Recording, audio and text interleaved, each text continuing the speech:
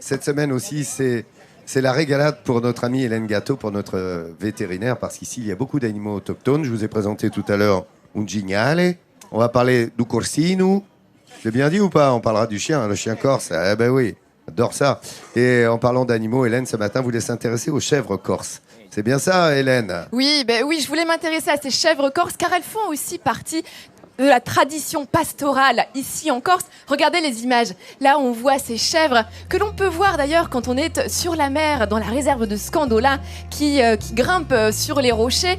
On peut aussi voir les chèvres corses quand on est en voiture, tout simplement. Elles sont souvent là, aux abords des routes, parfois même sur les routes. Et il faut savoir prendre son temps pour laisser passer le troupeau de chèvres, qui lui aussi prend son temps pour aller manger les herbes du maquis qui entourent parfois les routes. Donc ça fait partie des images que l'on peut voir, qui sont typiques de la Corse. Hier, je vous avais parlé des vaches que l'on peut voir parfois sur les plages quand on descend tôt le matin. Et puis il y a ces chèvres aussi qui font partie du paysage corse. Alors, j'ai voulu sortir quelques chèvres de leur maquis avec Paul François. Paul François est un éleveur de chèvres, un jeune éleveur qui a 22 ans. Ça fait combien de temps que vous êtes éleveur ? Ça fait 1 an. Ça fait 1 an, c'est tout récent, mais vous êtes d'une tradition quand même d'éleveur de chèvres. Oui, je suis né dedans.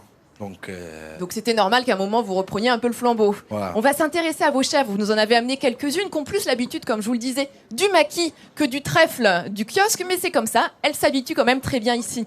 Alors les caractéristiques de cette chèvre, c'est une chèvre assez petite quand même, pour pouvoir passer partout. C'est une chèvre aussi, comme vous pouvez le voir, qui a plein de couleurs de robes différentes. Et en fait, ce polymorphisme des couleurs, finalement, eh bien ça entraîne c'est la représentation d'une diversité génétique importante. Et pour les animaux rustiques, eh bien, c'est important d'avoir cette diversité. C'est ce qui garantit justement la rusticité de ces chèvres.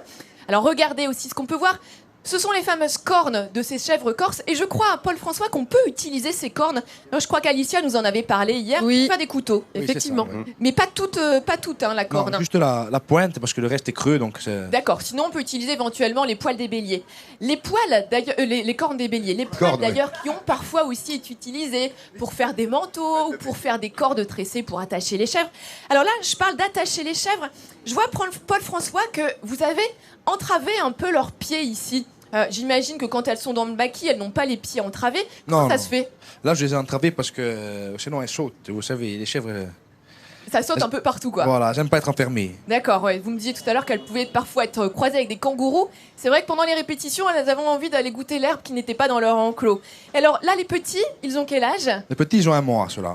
Alors, c'est des petits ce sont des petites chevrettes qui vont permettre de renouveler votre troupeau. Mais sinon, il faut savoir donc que pour la chèvre corse, on utilise aussi la viande. Oui. Alors c'est de la viande, c'est le cabri. Le cabri qu'on peut utiliser soit à Noël, soit à Pâques. C'est vraiment une tradition corse. Parfois même, on les utilise plus que l'agneau ici en Corse. Et puis bien évidemment, il y a le lait, la production laitière de ces chèvres qui sert à faire le fromage. Le fameux fromage et puis également le brooch. D'ailleurs là, est-ce qu'on pourrait prendre un peu de lait pour Vincent ? Parce que je crois que Vincent manque encore de lait pour son brooch. C'est possible ou pas ? On peut en prendre. On peut en prendre. Ouais. Est-ce qu'elles sont encore pleines ou pas là ? Non, elles sont... Là, elles sont vides parce que c'est la fin de saison, les cabris, ils ont pété. Ouais. Ça va se tarir, c'est une source qui se tarit après. Hein. Et puis ce sont les Elles ont encore un petit peu de lait. Bah oui, regardez. Ouais, fais voir, Vous avez vas-y. dit. Montre-moi. Encore un peu de lait quand même pour les petits cabris. Tu m'en gardes pour le brooch. Je t'en garde un peu, Vincent. Ouais, je le caillerai moi-même. C'était tout chaud, en tout cas, le lait. En tout cas, merci, Paul François, de nous avoir montré ces chèvres. C'est important d'avoir des jeunes éleveurs, comme Paul François, qui reprennent des élevages de chèvres ici. C'est ce qui fait aussi la tradition, c'est ce qui fait l'agriculture pastorale, comme on aime la voir en Corse, et puis qui permet de faire notre fameux brooch, que Vincent aime tant cuisiner. On va en parler cette semaine. Merci beaucoup, Hélène. Voilà. Oh, regardez les jolis plans que vous propose Laurent Delphi. C'est vrai que le brooch, on va en parler cette semaine.